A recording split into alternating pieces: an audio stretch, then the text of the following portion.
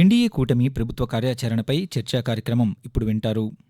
ఆంధ్రప్రదేశ్లో Telugu Desam party, Janasena, Bharatiya Janata party కూటమి విజయం సాధించింది. ఈ తరుణంలో ఎన్డీఏ కూటమి ముందున్న సవాళ్లు, వారి భవిష్యత్ కార్యాచరణ ఎలా ఉండబోతోంది అనే అంశాలపై ప్రత్యేక చర్చా కార్యక్రమాన్ని ఇప్పుడు విందాం. ఈ చర్చా కార్యక్రమంలో పాల్గొనేందుకు ఈరోజు ఆకాశవాణి స్టూడియోలో మనతో పాటు పలువురు ప్రముఖులు విచ్చేశారు.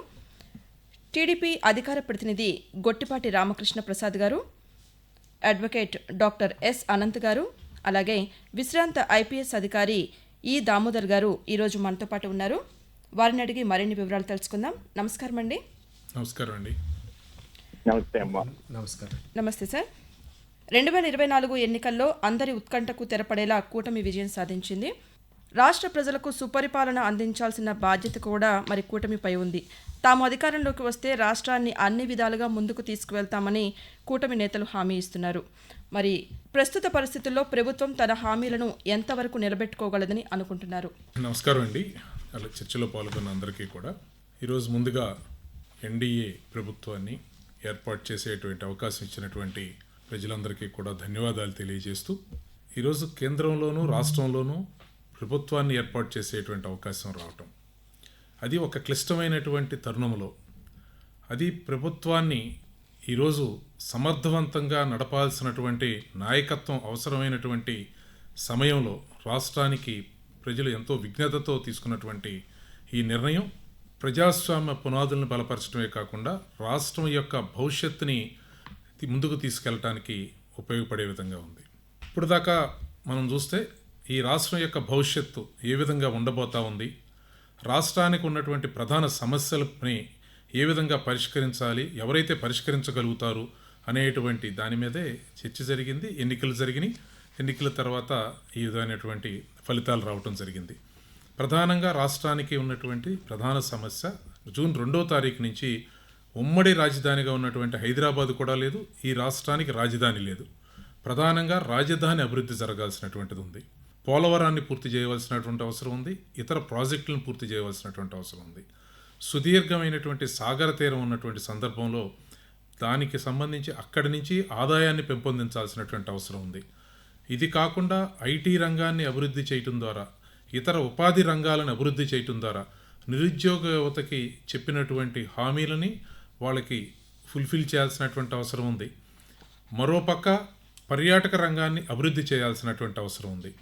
వీటన్నిటినీ చేయటానికి ఈరోజు ఇంత అల్లజడిలో, ఈరోజు అస్తవ్యస్తమైనటువంటి ఆర్థిక పరిస్థితుల్లో ఆంధ్రప్రదేశ్ రాష్ట్రం మనకి మరి సాధ్యమవుతుందా లేదా అనుకునే తరుణంలో కేంద్రంలో కూడా భాగస్వామి అయ్యేటువంటి అవకాశం రావటం, కేంద్రంలో భాగస్వామిగా ఉండాలి అని చెప్పి, రాష్ట్ర అభివృద్ధి కోసం కేంద్రంలో భాగస్వామి ఉండాలి అని చెప్పి మేము అనుకున్నటువంటి ఆ లక్ష్యం ఈరోజు ఎన్డీఏ కూటమి అక్కడ కూడా ఏర్పడటం, దానివల్ల అసాధ్యం అనుకున్నటువంటి ఇది ఆచరణ అవుతుందా లేదా అనేటువంటి అనుమానాలు ఉన్నవారికి అందరికీ కూడా పటాపంచలయ్యే విధంగా రాబోయే 5 సంవత్సరాల్లో ఖచ్చితంగా రాష్ట్ర ప్రగతిని సాధించి తీరుతుంది.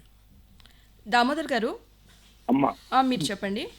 ఇప్పుడు కూటమి అందరినీ కలుపుకుంటూ, సమన్వయపరుచుకుంటూ, అలాగే ఎవరికి అసంతృప్తి కలగకుండా ముందుకు తీసుకువెళ్ళాలి.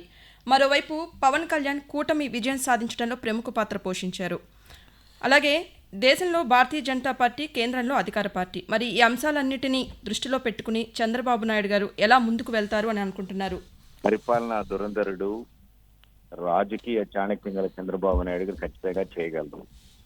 చంద్రబాబు నాయుడు గారు తన సుదీర్ఘ రాజకీయ జీవితంలో ఎప్పుడు కూడా వ్యక్తిగత ప్రయోజనాలకి కాకుండా వ్యవస్థీకృతమైనటువంటి ప్రయోజనాలకి, రాష్ట్ర ప్రయోజనాలకే ప్రాధాన్యత కల్పించినటువంటి మేరు తీరుడు ఆయన.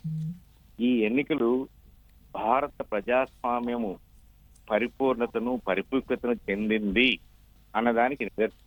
1947లో భారతదేశానికి స్వాతంత్రం వచ్చినప్పుడు ఇన్ని రకాల వైరుధ్యం, ఇన్ని రకాల మతాలు, ఇన్ని రకాల భాషలు, ఇన్ని రకాల ప్రాంతాలు, ఇన్ని రకాల ట్రైబల్ ఉన్నటువంటి ఈ దేశం అసలు నిలబడుతుందా, ప్రజాస్వామ్యం కొలాప్స్ అయిపోతుందేమో అని అన్నప్పుడు అప్పట్లో ఫ్రాంక్ మొరేస్ అనేటువంటి ఇండియన్ ఎక్స్ప్రెస్ రిపోర్టర్ మంచి ఆర్టికల్ రాశాడు, పుస్తకం కూడా రాశాడు. ఏంటంటే ఇన్ని వైరుధ్యాలు ఉన్నవి, చాలా మంది ఈ దేశం బాల్కన్ అయిపోతుంది అంటున్నారు, ఈ దేశం ముక్కలు ముక్కలుగా విడిపోవడానికి కావాల్సినటువంటి అనుకూల పరిస్థితులన్నీ కూడా ఉన్నాయి.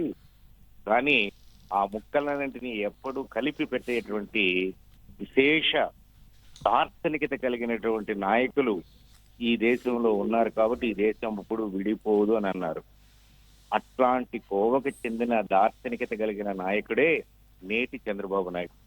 ఇప్పుడు 75 సంవత్సరాల తర్వాత ఆయనని ఒక ఐజీగా ఆయన రివ్యూస్ లో చూసినప్పుడు, ఆయన విశ్లేషణ ప్రతిభను చూసినప్పుడు ఇతను he thinks always 2 decades ahead, 2 దశాబ్దాలు గతంగా చేస్తాడు.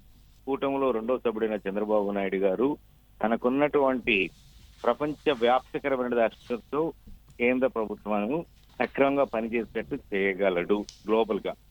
అదేవిధంగా రాష్ట్రానికి సంబంధించినంత వరకు ఆర్థికంగా పరిపుష్టి కలిగినటువంటి కేంద్ర ప్రభుత్వంతో సత్సంబంధాలు కలగడం కావాలి. కాబట్టే అసంఖ్యాకమైనటువంటి ప్రజాబలం ఉన్నప్పటికీ తెలుగుదేశం పార్టీ అనేక మంది మనకెందుకు, మనం ఏకంగా పోదాం, మనం గెలిచిపోతాం అని చెప్పినప్పటికీ కేవలం రాజకీయ ప్రయోజనాలే కాకుండా రాష్ట్ర ప్రయోజనాలను దృష్టిలో పెట్టుకుని తెలుగుదేశం పార్టీ నాయకత్వం వారు ఇక్కడ రాష్ట్రంలోను అక్కడ కేంద్రంలోను కూటమిలో జాయిన్ అయ్యారు. అందువల్ల ఈ కూటమిలో జాయిన్ అవ్వడం అనేది అన్ని విధాల ఇటు రాష్ట్రానికి దేశ ప్రయోజనాలకి ప్రయోజనకారి అని నేను భావిస్తున్నాను.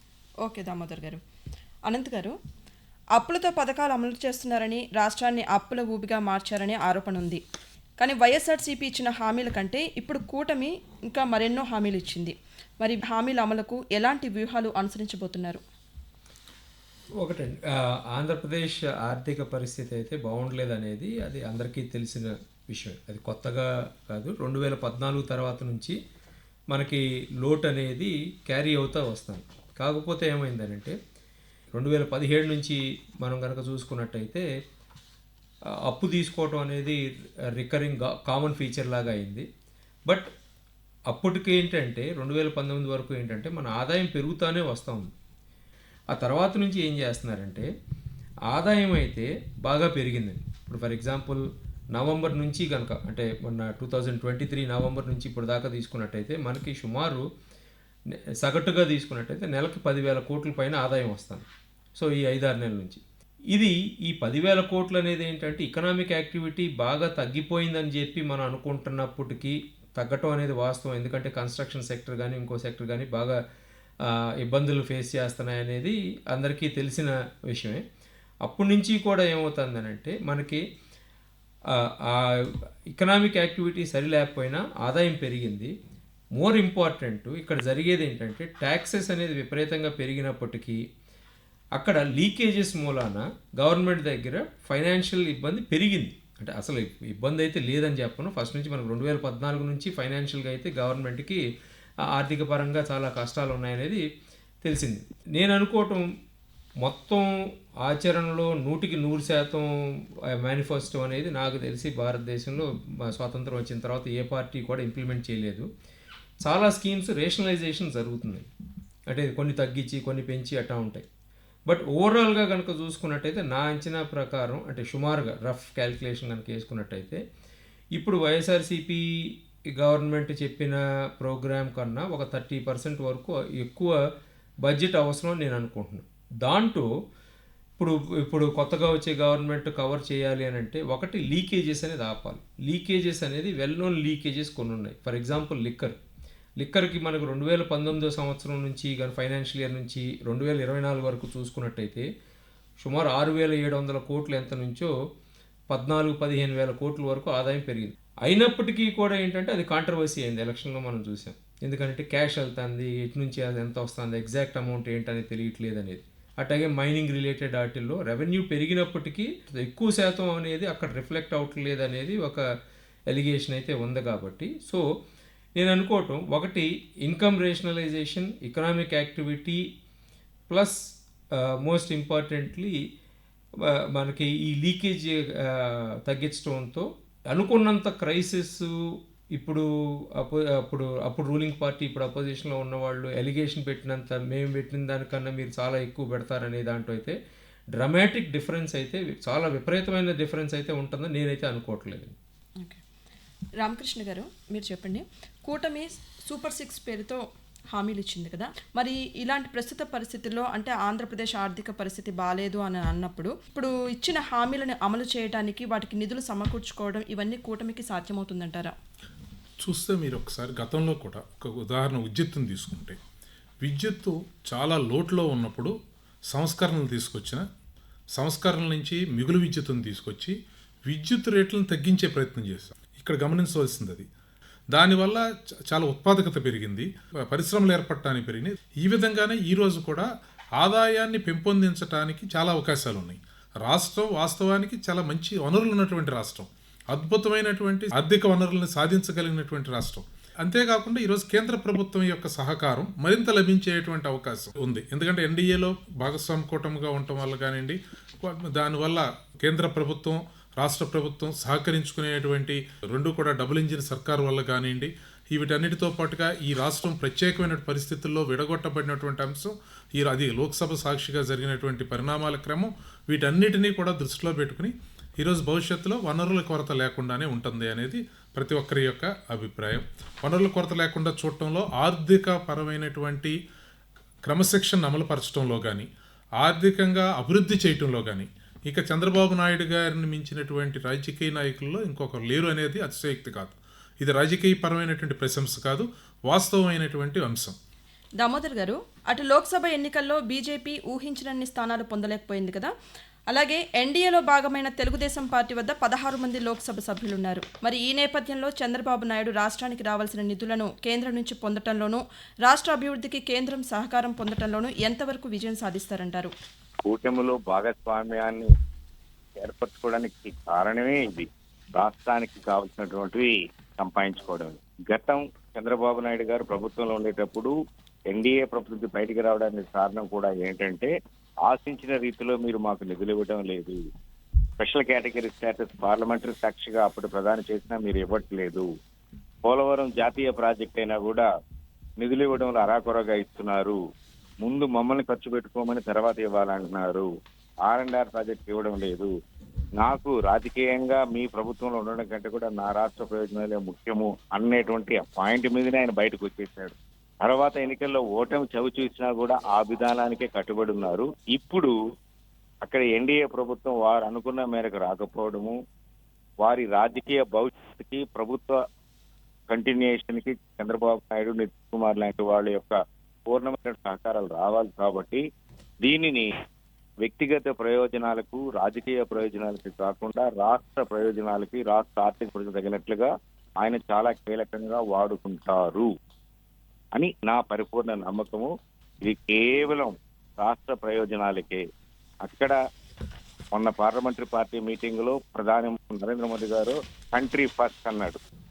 ఆ కంట్రీలో రాష్ట్రాన్ని విభజించి 2 ముక్కలుగా రాజకీయ ప్రయోజనాల కోసం విభజించి ఏమి స్టేటస్ లేకుండా, రాజధాని లేకుండా, ఏమీ లేకుండా చేశారు. కాబట్టి కేవలం ఈ రాష్ట్రానికి సరైన పునాదుల మీద నిలబెట్టడానికి కావలసినటువంటి ఆర్థిక పరిపుష్టి కోసమే ఈ కూటమిలో చంద్రబాబు నాయుడు గారు చేరారు, కీలకంగా వ్యవహరిస్తారు. ఓకే దామోదర్ గారు. అనంత్ గారు, రాజధాని కోసం రాష్ట్ర ప్రజలు ఎదురు చూస్తున్న ప్రస్తుత పరిస్థితుల్లో ప్రజా రాజధానిగా అమరావతి పునర్నిర్మాణం జరుగుతుందని చంద్రబాబు నాయుడు మాటిచ్చారు. మరి అమరావతి నిర్మాణం చురుగ్గా ముందుకు సాగుతుందని అనుకోవచ్చు అంటారా? డెఫినెట్గా సాగుతుంది, దాంట్లో అనుమానం అక్కర్లేదు. ఎందుకంటే ఇప్పుడు వెరీ క్లియర్గా ఎలక్షన్ క్యాంపెయిన్లో కానీ లేకపోతే తర్వాత కానీ అమరావతి ఏకైక రాజధాని అని చెప్పారు.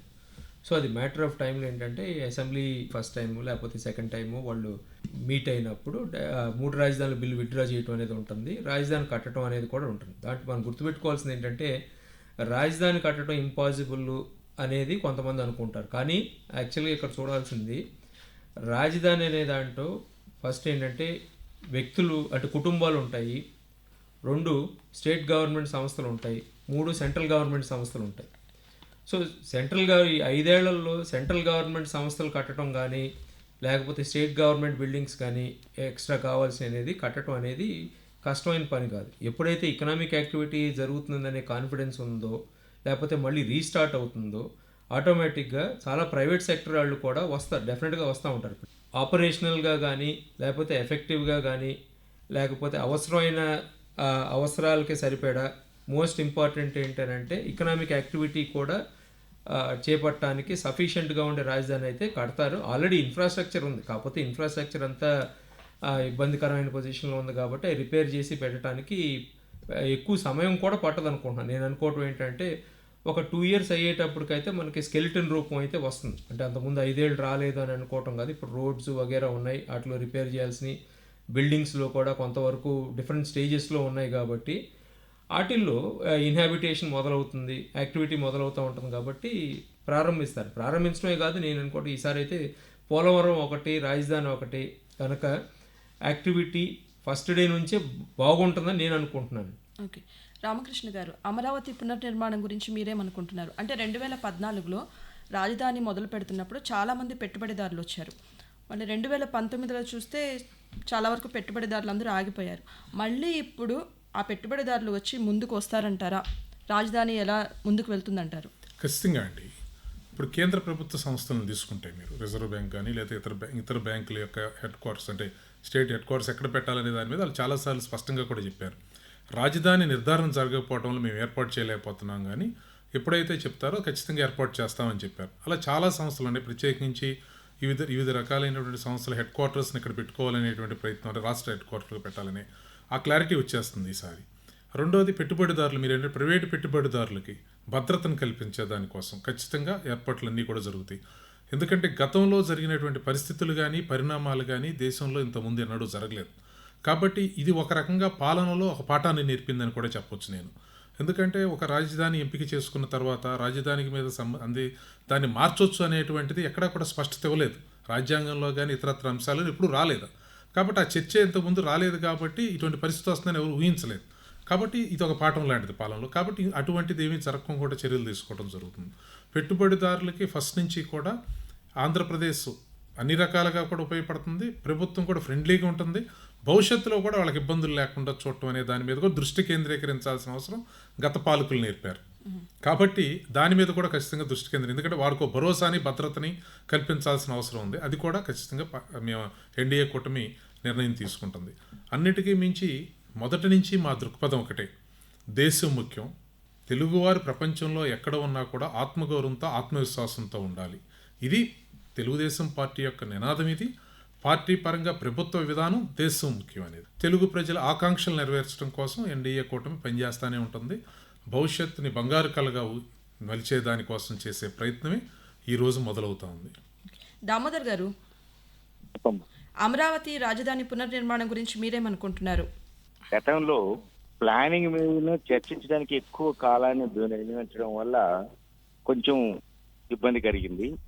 గతంలో సింగపూర్ ప్రభుత్వం ముందుకు వచ్చింది డెవలప్మెంట్ బేసిస్ లో. నాకు భూమి ఉంటే నేను డెవలపర్కి ఇస్తే డెవలపర్ వచ్చి కట్టి నాకు సగం ఇచ్చి వాళ్ళు ఇచ్చిపోయేటట్టుగా అట్లా. ఇప్పుడు సింగపూర్ ప్రభుత్వం మారంగానే అనుకూలమైన వాతావరణం లేదని ఆ ప్రాజెక్ట్ క్యాన్సిల్ చేస్తున్నారు. ఆ స్థాయిలో కాకపోయినా ఏదో ఒక స్థాయిలో రాబోయే 2-3 సంవత్సరాల్లో కట్టి, లేకపోతే దశల వారీగా ప్రాజెక్ట్ డివైడ్ చేసి కోర్ ఆస్పెక్ట్ తర్వాత నెక్స్ట్ సబార్డినేట్ యాక్టివిటీ చేయొచ్చు. ఆ విధంగా చేస్తారు. ఒక్కసారిగా చిటికలేసినట్టుగా కాకపోయినా రాజధాని కావాలి, ఎందుకంటే రాజధాని మనకు రెవెన్యూ ఎర్నింగ్ ప్లేస్. అదేవిధంగా పెట్టుబడులు అన్నారు, మనకు అపారమైనటువంటి కోస్తా ప్రాంతం ఉంది. ఈ కోస్టల్ కారిడార్ ని కేంద్ర ప్రభుత్వం ద్వారా కనెక్ట్ చేసి దానిగాన మెటీరియలైజ్ చేయగలిగితే పెట్టుబడిదారులకు అపారమైన అవకాశాలు ఉన్నాయి. కేవలం మెయిన్ ల్యాండ్ లోనే కాదు, అలాంగ్ ది కోస్ట్ మనకున్న కోస్ట్ తూర్పు తీరంలో ఎంతో ఉంది. ఆ విధంగా చేస్తే సింగపూర్ తరహాలో మనం వెళ్ళొచ్చు, ఒక హబ్ కావచ్చు. ఓకే, రామకృష్ణ గారు, 2014లో అప్పటి ప్రభుత్వం ఇచ్చిన భరోసాతో పెట్టుబడిదారులు వచ్చారు. మళ్ళీ 2019 తర్వాత వచ్చిన పెట్టుబడిదారులు వెళ్ళిపోయారు. మళ్ళీ తిరిగి ఇప్పుడు కూటమి ఇచ్చే ఈ హామీలతో మళ్ళీ పెట్టుబడిదారులు తిరిగి వస్తారంటారా? ఖచ్చితంగా అండి, కూడా చెప్పాను. ఖచ్చితంగా పెట్టుబడిదారులు అనేవారు వచ్చి తీరతారు. దానికి ఏ విధమైనటువంటి డోకాను లేదు. ఎందుకంటున్నానంటే పెట్టుబడిదారులకి కావాల్సింది భద్రతని భరోసాని కల్పించడం, దాన్ని కల్పించి తీరుతాం. ఇటువంటి పరిస్థితి గతంలో లేదు కాబట్టి ఎప్పుడూ కూడా మన చాలా ప్రభుత్వాలు ప్రజాస్వామ్యంలో పాలకులు మారుతూ ఉంటారు, ప్రభుత్వం శాశ్వతంగా ఉంటుంది. పాలకులు మారినప్పుడల్లా పాలసీలు మారవు. ఇది ప్రభుత్వ పాలసీగానే ట్రీట్ చేయడం జరుగుతుంది. అందుకనే ప్రజాస్వామ్యం ఇన్నాళ్ళు ఉంది.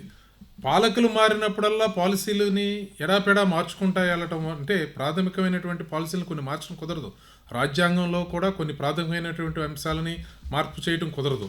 అలా ప్రతిదానికి కూడా కొన్ని చెక్ అండ్ బ్యాలెన్సెస్ ఉన్నాయి.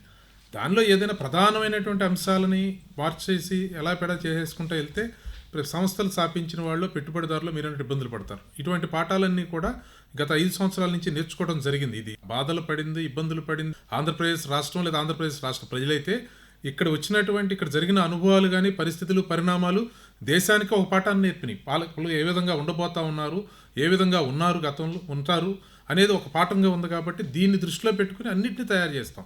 ఖచ్చితంగా భరోసానిస్తాం, భద్రతనిస్తాం, భవిష్యత్తులో ఏ ఇబ్బందులు లేకుండా చేస్తాం, పెట్టుబడిదారులకి స్వర్గధామం అనే విధంగానే తీర్చిదిద్దుతాం దీన్ని. ఒకసారి ఆంధ్రప్రదేశ్ రాష్ట్రాన్ని ఒక్కసారి మీరు తీసుకుంటే భౌగోళిక స్వరూపం కానీ ఇక్కడ ప్రజల యొక్క విధానం కానీ శ్రమించేవారు, కష్టపడేవారు, ఎక్కడి నుంచి ఎక్కడెక్కడికో వెళ్ళి ప్రపంచంలో తమ శ్రమ ద్వారా తమ నాలెడ్జ్ ద్వారా ప్రపంచాన్ని అభివృద్ధిలో ప్రదంలో తీసుకొచ్చిన వారు.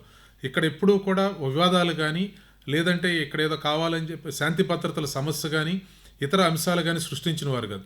భూ కబ్జాలు కానీ ఇతర అంశాలు కానీ ఇక్కడ ఎప్పుడు లేవు. మీరు చూస్తే గతంలో చూసినప్పుడు ఇవన్నిటినీ కూడా అందుకనే ఇప్పుడు ఇక్కడ చాలా వరకు కూడా ప్రశాంత వాతావరణంగా ఉండేటువంటి పరిస్థితి ఉంది. కాబట్టి ఇక్కడ అందరూ కూడా ప్రిఫర్ చేసేటువంటిది. అలాంటిది ఈ గతంలో జరిగిన కొన్ని పరిణామాల వల్ల ఉన్నటువంటి చెడ్డ పేరు మొత్తాన్ని తుడిసేసి అమరావతి కానీ ఆంధ్రప్రదేశ్ రాష్ట్రం కానీ ఒక మంచి అద్భుతమైనటువంటి రాష్ట్రం ప్రాంతం అనే కీర్తిని మళ్ళీ నిలబెడతాం. ఓకే, అనంత్ గారు, గత ప్రభుత్వం ప్రధానంగా సంక్షేమంపై దృష్టి సారించింది. మరి ఇప్పుడు తెలుగుదేశం పార్టీ మేము సంక్షేమం ఒక్కటే కాకుండా అభివృద్ధి రెండింటినీ సమన్వయం చేసుకుంటూ వెళ్తామని అంటున్నారు. దీనిపై మీ అభిప్రాయం తెలియచేయండి. వెళ్ళాల్సిన అవసరం అయితే ఉంది. ఎక్కడా కూడా మనం చరిత్రలో చూసుకున్నట్టయితే ఒక ఆంధ్రప్రదేశ్ కాదు లేదా భారతదేశం కాదు, ప్రపంచంలో ఎక్కడా కూడా ఏది ఇంక్లూడింగ్ కమ్యూనిస్ట్ కంట్రీస్లో కూడా చూసుకున్నా కేవలం సంక్షేమం మీద ఒకదాని మీదే లేదని అంటే అసలు ఎటువంటి వెల్ఫేర్ లేకుండా కంప్లీట్ ప్రైవేటైజ్ సొసైటీ అనేది ఎక్కడా మనకు ఉండదు, అవ్వదండి. అది ప్రాక్టికల్గా కూడా కాదు. మనకు అతి ముఖ్యమైనది ఏంటంటే బ్యాలెన్స్ అనేది ఉండాలి. ఎటన్నా ఏ ప్రభుత్వం అన్నా ఉండి ఏ పొలిటికల్ పార్టీ అన్నా ఉండండి, బ్యాలెన్స్ లేకపోతే ఏమవుతుందని అంటే మనకి ఆ ఎకనామిక్ యాక్టివిటీ అనేది లేకపోతే, డెవలప్మెంట్ అనేది లేకపోతే, పెట్టుబడులు అనేవి లేకపోతే, ఎస్పెషల్లీ గవర్నమెంట్ సైడ్ నుంచి ఉండాల్సిన పెట్టుబడులు క్యాపిటల్ ఎక్స్పెండిచర్ అనేది ఏదైతే ఉంటుందో అది లేకపోతే సిస్టమ్ అనేది లేకపోతే ఇన్ఫ్రాస్ట్రక్చర్ అనేది కంప్లీట్ కొలాప్స్ అయిపోతుంది. ఆ రెండింటిని బ్యాలెన్స్ చేసుకుని బ్యాలెన్స్ ఎంతవరకు ఉండాలి, ఎంతవరకు ఆప్టిమమ్ లెవెల్, లేకపోతే ఎంత ఎక్కువ ఖర్చు పెట్టాలి, ఎంత తక్కువ ఖర్చు పెట్టాలి అనే దాని మీద ఉండాలి. ఎందుకంటే ఫర్ ఎగ్జాంపుల్ ఏది కూడా ఎక్స్ట్రీమ్కి వెళ్ళిపోకూడదు. అంతకుముందు మనకి ఎట్లా ఉందనంటే సిఏజీ వాళ్ళు ఇచ్చిన లెక్కల ప్రకారం కనుక చూసుకున్నట్టయితే కొన్ని సంవత్సరాల్లో ఫర్ ఎగ్జాంపుల్ ఫైనాన్షియల్ ఇయర్ 2022-23లో ఒక సంవత్సరం మొత్తం మీద సుమారు 7,000 కోట్లు మాత్రమే స్టేట్ గవర్నమెంట్ క్యాపిటల్ ఎక్స్పెండిచర్ మీద ఖర్చు పెట్టింది. దాని ఎఫెక్టే మనకి రోడ్స్ కానీ లేకపోతే వాటర్ ప్రాబ్లమ్స్ కానీ ఇటువంటివన్నీ వస్తూ ఉంటాయి. సో నేను అనుకునేది ఏంటంటే లేకపోతే నేను ఆశించేది కూడా ఏంటంటే డెఫినెట్గా ఈ క్యాపిటల్ ఎక్స్పెండిచర్ అనేది ఇప్పుడు ఆంధ్రప్రదేశ్కు ఉన్న పరిస్థితుల్లో పెరగాల్సిన అవసరం ఉంది. క్యాపిటల్ ఎక్స్పెండిచర్ పెరిగి ఎకనామిక్ యాక్టివిటీ పెరిగితే మాత్రమే గవర్నమెంట్కి ఆదాయం వస్తుంది. ఈ ఆదాయం వస్తే మాత్రమే ఈ ఎక్స్పెండిచర్ ఈ వెల్ఫేర్ మెజర్స్ ఏదైతే ఉన్నాయో వాటిల్లో పెరిగే ఖర్చు అనేది వాళ్ళు ఎంతో కొంత మొబిలైజ్ చేయగలుగుతారు. సో అది అవసరం ఉంటుంది, అది జరుగుతుందని నేను అనుకుంటున్నాను. క్యాపిటల్ ఎక్స్పెండిచర్ దానికి పెరగటం. రామకృష్ణ గారు, గత ప్రభుత్వం ఎదుర్కొన్న విమర్శ, విధానాల నిలిపివేత, అలాగే విధాన తిరోగమనం, ఇది రాజధాని నుంచి అనేక విషయాల్లో మనకు ప్రస్ఫుటంగా కనిపిస్తుంది. మరి ఇప్పుడు రాబోయే ప్రభుత్వం కూడా ఇదే పందా అనుసరిస్తుందంటారా, లేక గత ప్రభుత్వ నిర్ణయాలు విధానాల్లో కొన్నిటిని కొనసాగించే అవకాశం ఉందంటారా? అంటే ఇది రాజకీయ విమర్శ అవుతుందేమో, కానీ రాజశేఖర రెడ్డి గారు కొన్ని పాలసీలు తీసుకొచ్చారు. మీరు 2004-2014 మధ్యలో ఒక కాంగ్రెస్ పార్టీ పరిపాలించినప్పుడు కొన్ని పాలసీలు తీసుకొచ్చారు. ఆ పాలసీల్లో మేమేమి చేంజ్ చేస్తున్న అకార్డింగ్ టు సిచ్యువేషన్ అంటే కొన్నిటిని బట్టి చేస్తాం, కానీ ప్రధానమైనవన్నీ చేయలేదు. 82లో అన్నగారు ₹2 కేజీ బియ్యం పెడితే ఇప్పుడు కూడా కొనసాగుతుంది, ₹1 బియ్యానికి తీసుకొచ్చారు. ఇక ఇందాక మీరు అడిగినటువంటిది ఈ దోషణ వర్గాలకు సంబంధించినటువంటి మాటలు, కుసంస్కారంగా మాట్లాడేటువంటి మాటలు. ఇక్కడ ఈ రాష్ట్రం మొన్న జరిగినటువంటి ఎన్నికలు ఈ రాష్ట్రం యొక్క భవిష్యత్తు కోసం, రాష్ట్రం ఏమీ ఉండదే అనేటువంటి భయంతో, రాష్ట్రం యొక్క సంస్కృతి విధ్వంసం అయిపోతుంది అనేటువంటి ఆందోళనతో వచ్చారు ప్రపంచం అంతా. అది ఇక్కడ మొన్న జరిగినటువంటి ఎన్నికలు దాని మీద జరిగినాయి, అందుకని అంతమంది వచ్చారు. ఇది అసలు ఈ సంస్కృతి సాంప్రదాయాలు ఆంధ్రప్రదేశ్ రాష్ట్రం ఇందాకే చెప్పాను ప్రపంచానికి అందించింది. విజ్ఞానాన్ని అందించాం, ఈ దేశానికి జాతీయ జెండాని ఇచ్చాం, ఇక్కడ చెప్పుకుంటానికి ప్రతిదాన్ని కూడా ఇక్కడి నుంచి చాలా చేస్తాం ఉంటూ వచ్చాం. అటువంటిది ఈ రాష్ట్రం అంటే ఆంధ్రప్రదేశ్ అంటే కొట్టుకునేవాళ్ళు, తిట్టుకునేవాళ్ళు, బూతులు మాట్లాడేవాళ్ళే కాదు. ఇది ఇక్కడ విఘ్నత కలిగిన వాళ్ళే ఉన్నారు. తరతరాలుగా విఘ్నతతోనే జీవించారు. భవిష్యత్తుకు కూడా విఘ్నతతో సంస్కారంతో కూడినటువంటి విధానాన్ని అందిస్తాము అని చెప్పి ఈ తరం నిరూపించింది. ఇది అందుకని ఇవి ఒక చారిత్రాత్మక ఎన్నికలైనవి, అధికారం కోసం కాదు జరిగిన. వైసీపీ చేసిన కొన్ని పనులను మనం పరిశీలిస్తే ఇంటి వద్దకే మేము అందరికీ సంక్షేమ పథకాలు అందిస్తున్నామని, అలాగే నాడు నేడు పథకాన్ని ప్రవేశపెట్టి పాఠశాలలను ఆధునీకరించారు. మరి వీటిని మనం పరిశీలిస్తే అవన్నీ సంక్షేమ పథకాలు బాగానే చేశారని మనం కొన్నిటిని చెప్పుకోవచ్చు. మనం పరిశీలిస్తే వృద్ధులకి, కదలలేని వాళ్ళకి, చాలా ఇంటి దగ్గర నుంచి రాలేని వాళ్ళకి ఇంటి దగ్గర పెన్షన్ ఇచ్చేటువంటి విధానం ఏదైతే ఉందో దానిని మరింత మెరుగు చేసి మరింత సమర్థవంతంగా అందిస్తాం. అందుకనే మేము ఎన్నికల్లో ఎలక్షన్ కోడ్ ఉన్నప్పుడు కూడా మేము అదే చెప్పాం చీఫ్ సెక్రటరీ గారికి, మీరు ఎన్నికలు ఇంటి దగ్గరే అందించి ఏర్పాటు చేయండి అని. అంటే ఆ పాలసీని మేమేమి మంచిది అనుకున్నది మంచిదే చెప్తాం. అందుకని నేను ఇందాక చెప్పినట్టు రాష్ట్రం ముఖ్యం, ప్రజలు ముఖ్యం. అనంత్ గారు, ఆర్థిక సంఘం ఇచ్చిన నిధులను నేరుగా పంచాయతీలకు అందిస్తామని, పంచాయతీరాజ్ వ్యవస్థకు పూర్వ వైభవం కల్పిస్తామని చంద్రబాబు నాయుడు గారు చెప్పారు. మరి ఇవన్నీ ఆచరణ సాధ్యమవుతాయంటారా? అంటే ఒకటండి, ఇప్పుడు పంచాయతీరాజ్ సంస్థలకి డబ్బులు ఇవ్వటం అనేది సింపుల్ టాస్క్. కాకపోతే ఏంటంటే పంచాయతీరాజ్ సంస్థలకి ఇచ్చినప్పుడు దాంట్లో ఉన్న ఇష్యూస్, లేకపోతే అది ఎట్టా ఖర్చు అవుతాయి ఏంటనేది ఆ సూపర్వైజరీ రోల్ అనేది స్టేట్ గవర్నమెంట్కి చాలా అవసరం, అది ఉండాల్సింది. ఎందుకంటే అది దేనికి ఖర్చు పెడుతున్నారు. ఇప్పుడు అది లోకల్ బాడీ అయినప్పుడు ఏంటంటే వాటికి కాన్స్టిట్యూషనల్గా కొన్ని ప్రొటెక్షన్స్ ఉన్నాయి. But at the same time అది ఎటు ఖర్చు పెడతారు ఏంటి, ఇప్పుడు ఎందుకంటే స్టేట్ గవర్నమెంట్, ఇప్పుడు సెంట్రల్ గవర్నమెంట్ ఇచ్చే ఫండ్స్ అయితే సెంట్రల్ గవర్నమెంట్ ఎటాగో డైరెక్ట్గా పంచాయతీస్కి వేస్తుంది. బట్ అది ఎటువంటి పాత్ర పోషించాలి, ఎటువంటిది కంప్లైన్స్ రిక్వైర్మెంట్స్ ఏదైతే ఉంటాయో అన్నీ చూసుకోవాల్సిన అవసరం ఉంది. అది ఇస్తారు లేదు అనే దానికన్నా ఖర్చు పెట్టడం ఎట్టా ఖర్చు పెడుతున్నారనే చూడాలి. ఎందుకంటే మిస్యూజ్ జరుగుతుందని అంటే ఇప్పుడు నెట్ రిజల్ట్ సేమ్ ఉండకూడదు. ఇప్పుడు మనకు వచ్చిన ఈసారి ఈ 5 ఏళ్ళు వచ్చిన సమస్య ఏంటంటే వెల్ఫేర్ ఖర్చు పెడుతున్నారు, మనీ డిస్ట్రిబ్యూట్ చేస్తున్నారు డీబీటీ ద్వారా వగేరా ఇవన్నీ. దాని మూలాన ఏంటంటే ఇటు ఇన్ఫ్రాస్ట్రక్చరు, బేసిక్ ఇన్ఫ్రాస్ట్రక్చర్ అనేది లేకుండా పోయిందనేది. రేపొద్దున ఇదే విలేజ్ లెవెల్లో రిపీట్ అవ్వకుండా ఉండడానికి ఎటువంటి రిక్వైర్మెంట్స్, ఎటువంటి ఫ్రేమ్వర్క్ ఉండాలి, మెకానిజం ఉండాలని చూసుకోవాలి. ఎందుకంటే ఏ పార్టీ అన్నా వచ్చేసేసి అక్కడ ట్యాక్స్లు అయితే వేస్తాం, ట్యాక్స్లు వసూలు చేస్తాము, రకరకాల ట్యాక్స్లు వాళ్ళు వేసుకోగలిగిన ట్యాక్స్లు వాళ్ళకు ఉంటాయి. కాబట్టి ట్యాక్సేషన్ పవర్స్ మన కాన్స్టిట్యూషన్గా పంచాయతీలు కూడా ఇచ్చారు, లోకల్ బాడీస్కి ఇచ్చారు. కాబట్టి వాళ్ళు అది చేస్తా ఇదే అక్కడ రిపీట్ అవ్వకుండా ఉంటే మాత్రం కిందకి రిసోర్సెస్ ఇవ్వటం అనేది చాలా మంచిది. ఓకే, దామోదర్ గారు చెప్పండి అమ్మా. గత ప్రభుత్వంలో అధికార పార్టీకి అనుకూలంగా వ్యవహరించి తెలుగుదేశం పార్టీ నాయకులను, కార్యకర్తలను ఇబ్బందులకు గురి చేసిన అధికారుల వివరాలను రెడ్ బుక్లో నమోదు చేసుకున్నారని, వారిపై జ్యుడిషియల్ విచారణ చేపడతామని తెలుగుదేశం పార్టీ జాతీయ ప్రధాన కార్యదర్శి మంగళగిరి శాసనసభ్యులు నారా లోకేష్ చెబుతున్నారు. మరి దీనిపై మీ అభిప్రాయం ఏంటి? ఇది నారా లోకేష్ గారే కాదమ్మా, ప్రతి ఒక్కరి ఉద్దేశం అది. ఎవరైతే మాకేం కాదు, చట్టం లేదు, రాజ్యాంగం లేదు అనుకుని ఇష్టంగా పోయారో వాడని చట్టం ప్రకారం చేసి చేయడమే. రెడ్ బుక్ అనే పదం ఏదో పెట్టడానికి వచ్చి వాడింటారు కానీ అది ఖచ్చితంగా చేయాలి. అదేవిధంగా పోలీసులో వస్తువులు చాలా మంది అధికారులు ఏంటి మన తల్లికి ఈ విధంగా బిహేవ్ చేసి చెడ్డ పేరు తెస్తున్నారు, మనం ఆల్ ఇండియా తీసుకోవచ్చు కదా, ఏంటి బాధ అనేటువంటి బాధతో ఉన్నటువంటి వాళ్ళు కూడా ఉన్నారు.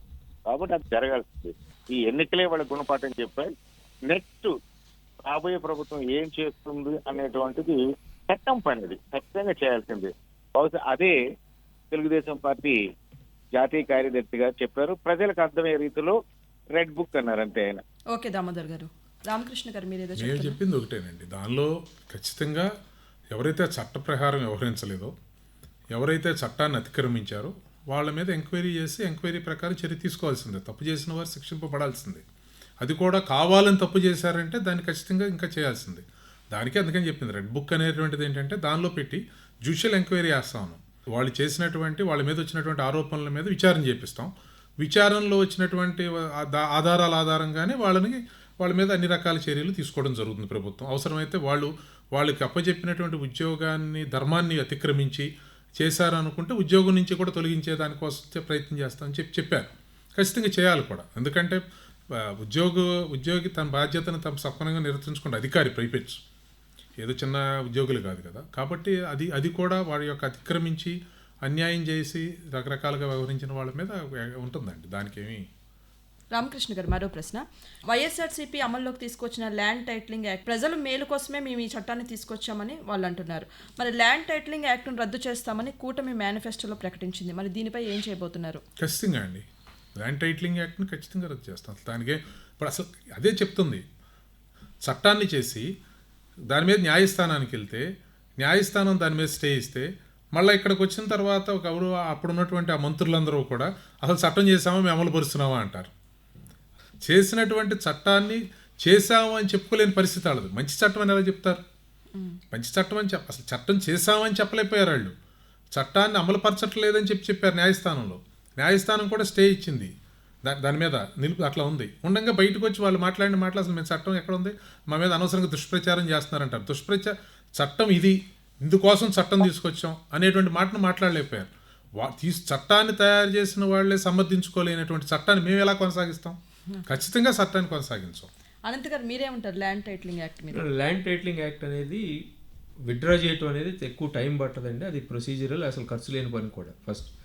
సెకండ్ ఏంటంటే most important, land titling act అనేది చాలా డేంజరస్ చట్టం అని నేను అనుకుంటున్నాను. ఎందుకంటే డిస్ప్యూట్ ఉంటే ఆ డిస్ప్యూట్ ఎట్టా వచ్చిందనేది డిఫైన్ చేయట్లేదు. ఎనీ డిస్ప్యూట్ అంటున్నారు. సో ఆస్తి సంక్రమిస్తూ ఉన్నప్పుడు ఎవరన్నా వచ్చి దాంట్లో ఒక డిస్ప్యూట్ ఉందని కనుక చెప్పినట్టయితే ఆ డిస్ప్యూట్ని తీసుకెళ్ళి సెపరేట్ రిజిస్టర్లో పెట్టి అది తేల్చేది ఎవరండి? అది ఎగ్జిక్యూటివ్ అథారిటీస్లో వాళ్ళు తేలుస్తారు. ఇప్పుడు ఆ చట్టం తయారు చేసింది గవర్నమెంటు, ఈ చట్టాన్ని ఇంటర్ప్రెట్ చేసేది బ్యూరోక్రసీ, మళ్ళీ దానికి అప్పీల్ ఉండదండి. మీరు గమనించినట్టయితే పెద్ద సమస్య ఎక్కడ వస్తుందనంటే ఎక్కడా కూడా మనకి చట్టపరంగా వచ్చిన స్టాట్యూట్స్ లాస్ కూడా అవి ఇంప్లిమెంట్ అవ్వు అంటున్నారు. ఇప్పుడు ఫర్ ఎగ్జాంపుల్ దాంట్లో ఎంత డేంజరస్గా ఉంటుందనంటే, సపోజ్ ఇప్పుడు కోర్టులో ఎక్కువ కాలం దీర్ఘకాలం నుంచి మనకి సాగుతూ ఉంటుంది డిస్ప్యూటు. ఎటువంటి డిస్ప్యూట్ అయినా సరే చట్టం నోటిఫై చేసిన తర్వాత మీరు 6 నెలల లోపు కనుక ఆ మీకున్న టైటిల్ని వెళ్ళి రిజిస్టర్ చేసుకోకపోతే ఎనీ డిస్ప్యూటింగ్ పార్టీసు ఎటువంటి కోర్టు ఆర్డర్ అయినా లేకపోతే కోర్టు ప్రొసీడింగ్ అయినా అన్నీ ల్యాప్స్ అయిపోతాయి అంటున్నారు. అంటే ఇప్పుడు ఇంక్లూడింగ్ సుప్రీంకోర్టులో కూడా. సో సుప్రీంకోర్టులో ఒక డిస్ప్యూటు, ఒక కోర్టు ప్రొసీడింగ్ జరుగుతున్నప్పుడు మళ్ళీ వెళ్ళి మొదటి కాడికి వచ్చేసేసి స్టేట్ గవర్నమెంట్ దగ్గర కనుక రిజిస్టర్ చేయకపోతే అది ల్యాప్స్ అయిపోతుందనంటే నాకు కోర్టు ఆర్డర్ వచ్చినా సరే దానివల్ల ఉపయోగం ఉండదు నేను రిజిస్టర్ చేసుకోకపోతే. ఫస్ట్. సెకండ్ ఏంటంటే అండి, మనకున్న ప్రతి చట్టంలోనూ మనకు రూల్ ఆఫ్ లాలో ఏంటంటే ఒక సమస్య కనుక వచ్చినట్టయితే మనకు ఒక ప్రొసీజర్ ఎస్టాబ్లిష్ బై లా అనేది ఉంటుంది, ఎక్కడెక్కడికి వెళ్ళాలి ఏంటనేది. ఇక్కడ ఏమవుతుందనంటే ల్యాండ్ టైటిలింగ్ ఆఫీసర్ కనుక ఒక తీర్పు చెప్పినట్టయితే ఒక డిస్ప్యూట్ మీద మహా అయితే మీరు అప్పీల్ చేసుకోవచ్చు. అప్పీల్ అనేది ఎవరు? ఆర్డీఓ నుంచి కలెక్టర్ ఉంటారు. వాళ్ళు కనుక తీర్పు ఇచ్చిన తర్వాత ఇంకెక్కడికి వెళ్ళాలంటే ఆ లాలో ఏమీ లేదు. హైకోర్టు కూడా వెళ్ళడానికి లేదు. హైకోర్టులో రివిజన్ అంటున్నారండి, అప్పీల్ కాదు. అప్పీల్కి రివిజన్ చాలా తేడా ఉంటుంది. మోస్ట్ ఇంపార్టెంట్ కాన్స్టిట్యూషనల్గా మనకేంటంటే డివిజన్ ఆఫ్ పవర్స్ ఉంటాయి మనకి 7th షెడ్యూల్లో. ప్రెసిడెంట్ గారి సంతకం అయింది కాబట్టి పార్లమెంటుకు ఉన్న సబ్జెక్ట్స్ మీద కూడా మేము చట్టం చేస్తామంటే అది రాజ్యాంగబద్ధంగా కుదరదు. సో ఇటువంటి సమస్యల మూలాన అసలు డిస్ప్యూట్ రెజల్యూషన్ దగ్గర ప్రాబ్లం వస్తుంది. క్లియర్ టైటిల్ ఇవ్వటం అనేది అసలు డిస్ప్యూట్ లేదు. ఇప్పుడున్న సిస్టంలో కూడా క్లియర్ టైటిల్ లేదు అనేది ఎక్కడ లేదండి. ఇవ్వచ్చు, ఆల్రెడీ ఉంది clear title. Transfer of property act చాలా క్లియర్గా ఉంది, 1882లోనే వచ్చిందండి అది. అటువంటి వాటి దగ్గర నుంచి తీసుకొచ్చి ఏ కోర్టు ప్రొసీడింగు చెల్లదు, పలానా చోట రిజిస్టర్ అవ్వకపోతే దీనికి అప్పీల్ లేదు, ఇటువంటి సమస్యల్ని సాల్వ్ చేయకుండా పెట్టి ఇంకా సెంట్రల్ గవర్నమెంట్ చెప్పింది అంటున్నారు. అంటే నీతి ఆయోగ్ అనేది ఎట్టి పరిస్థితుల్లోనూ వాళ్ళు చెప్పలేదు. వాళ్ళు ఇచ్చింది మోడల్ యాక్ట్ ఇచ్చారండి. కేవలం మోడల్ యాక్ట్ కావాలంటే మీరు పాస్ చేసుకోండి అన్నారు. ఈ మోడల్ యాక్ట్స్లో మనం చూసుకున్నట్టయితే నీతి ఆయోగ్ చాలా మోడల్ యాక్ట్స్ ఇచ్చింది. ఫర్ ఎగ్జాంపుల్ రెంట్ మీద ఇచ్చింది, మరి ఆ రెంట్ మీద ఎందుకు ఇంప్లిమెంట్ చేయలేదు? ప్లస్ నీతి ఆయోగ్ చెప్పిన అంశాలకి చాలా దూరంగా కాన్స్టిట్యూషన్కి విరుద్ధంగా వెళ్ళింది ఆంధ్రప్రదేశ్ చట్టం. సో అది ఎట్టి పరిస్థితుల్లో ఉండటం అనేది ప్రజలకు మంచిది కాదు. డిస్ప్యూట్ రావటం అనేది ఈ కాలంలో చాలా తేలికండి. తెల్ల కాగితం మీద తీసుకెళ్ళి నాకు అమ్మేశాడని చెప్తే దానికి ఏమీ లేకుండా తీసుకెళ్ళి ల్యాండ్ టైటిలింగ్ యాక్ట్ కింద ఆర్డీఓనో లేకపోతే ఎంఆర్ఓ తీర్పిచ్చి దానికి కలెక్టర్ అప్పీలేట్ అథారిటీ ఆ పైన ఇంకెక్కడికి వెళ్ళడానికి వీల్లేదంటే ఎవరి ప్రాపర్టీకి శాంక్టిటీ ఉండదు, ఎవరి ప్రాపర్టీకి మనకు అష్యూరెన్స్ ఉండదండి. ఎన్నెన్ని ప్రాపర్టీలు గ్రాప్ చేయట్లేదు. అటువంటిప్పుడు ఇది చాలా ల్యాండ్ అనేది ఇప్పుడు జనాభా పెరగటం మూలాన అర్బనైజేషన్ మూలాన చాలా విలువైన ఆస్తి కింద అయిపోయింది. జరిగే కబ్జాలకి వాటికి హెల్ప్ అయ్యే చట్టం లాగా తయారైంది అది. ఆ అంశాల మీద ఆ సస్పిషన్స్ మీద సాల్వ్ చేయకుండా ఇది మంచి చట్టం ఎందుకు మంచిది టైటిల్ ఇస్తున్నారంటే టైటిల్ ఇవ్వండి, టైటిల్ ఇవ్వద్దని ఎవరో చెప్పలేదు. అసలు ఇప్పుడున్న సిస్టంలో కూడా టైటిల్ అనేది క్లియర్గా ఉండటానికి ప్రొసీజర్ ఏంటనేది మనకు ఉందండి. దామోదర్ గారు, అమ్మా, గతంలో విశాఖ ఉక్కు కర్మాగారం ప్రైవేటీకరణ అంశాన్ని ఎన్డీఏ ప్రభుత్వం తెరపైకి తీసుకొచ్చింది కదా, అందుకు వ్యతిరేకంగా ఎన్నో ఉద్యమాలు కూడా జరిగాయి. మరి వైఎస్ఆర్ కాంగ్రెస్ పార్టీ కూడా ప్రైవేటీకరణను వ్యతిరేకించింది. మరి మళ్ళీ కేంద్ర ప్రభుత్వం ఆ అంశాన్ని లేవనెత్తితే తెలుగుదేశం పార్టీ వైఖరి ఏ విధంగా ఉండవచ్చు? ఇట్లాంటి enterprising laissez faire philosophy government minimum పరిపాలన చేయాలి, మాక్సిమం గవర్నెన్స్ చేయాలి. కాబట్టి దాని సాధ్యాసాధ్యాలని కాస్ట్ బెనిఫిట్ అనాలిసిస్ లో చూడాలా, సంఘానికి ఇది బెనిఫిట్ అవుతుందా లేదనే దాన్ని ఆర్థిక శాస్త్రవేత్తకు వదిలేసి వారి సూచనలు సలహాల మేరకు పోవాలి. ఇది కరెక్టా కాదా అని నిపుణులకు వదిలేసి నిపుణుల అభిప్రాయం తీసుకోవాల్సిన అవసరం ఉంది. ఇది తెలుగుదేశం పార్టీ యొక్క అభిప్రాయం కాదు, ఏ పార్టీ అభిప్రాయం కాదు, ఈ పార్టీ అది రాజకీయ పార్టీ అభిప్రాయం కాకుండా ఆర్థికవేత్తలు మేధావులకు వదలాల్సిన అంశంగా నేను భావిస్తున్నానమ్మా. ఓకే దామోదర్. రామకృష్ణ గారు, విశాఖ ఉక్కు కర్మాగారం ప్రైవేటీకరణ అంశం గురించి మీరేమంటారు? ఖచ్చితంగా అండి. లిబరలైజేషన్ వచ్చిన తర్వాత, ఈ సంస్కరణలు వచ్చిన తర్వాత ఇవన్నీ కూడా చాలా మార్పులు చేర్పులు వస్తూ ఉన్నాయి, వాస్తవాలే. కానీ విశాఖ ఉక్కుకి ఏర్పాటుకు సంబంధించి ఒక ప్రధానమైన సెంటిమెంట్ ఉంది. ఆ రోజు ఆ విశాఖ ఉక్కు ఫ్యాక్టరీని అక్కడ ఏర్పాటు చేయడం కోసం ఆనాడు ఉన్నటువంటి యువత ప్రాణాలు అర్పించారు 1972 ఆ ప్రాంతాల్లో. కాబట్టి అది ఒక సెంటిమెంట్తో కూడుకున్నటువంటి పరిశ్రమ. అది అట్లా ఏర్పాటైంది. అది విశాఖ ఉక్కు ఆంధ్రుల హక్కు అని, అంటే ఉమ్మడి ఆంధ్రప్రదేశ్ హక్కుగా భావించారు ఆ రోజు. కాబట్టి దానిని ఈరోజు అట్లా ఆ విధంగా ఉన్నదాన్ని ప్రైవేటీకరించడాన్ని కొంత సెంటిమెంట్తో ముడిపడినటువంటి అంశం కాబట్టి దాన్ని ఖచ్చితంగా వ్యతిరేకిస్తాం. దాన్ని నిలబెట్టే దానికోసం ప్రయత్నం చేస్తాం.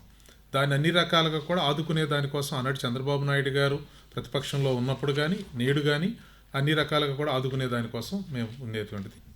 అనంత్ గారు, పెట్రోల్, డీజిల్, మద్యం ధరల నియంత్రణ, ఉచిత ఇసుక విధానం ఇవన్నీ పెద్ద సవాళ్లే. మరి ఇవన్నీ ఇప్పుడు రాబోయే ప్రభుత్వానికి సాధ్యమేనంటారా? మద్యం దగ్గరికి వచ్చేటప్పుడు కల్లా బ్యాన్ చేయటం అనేది ప్రాక్టికల్లీ ఇంపాసిబుల్ అండి.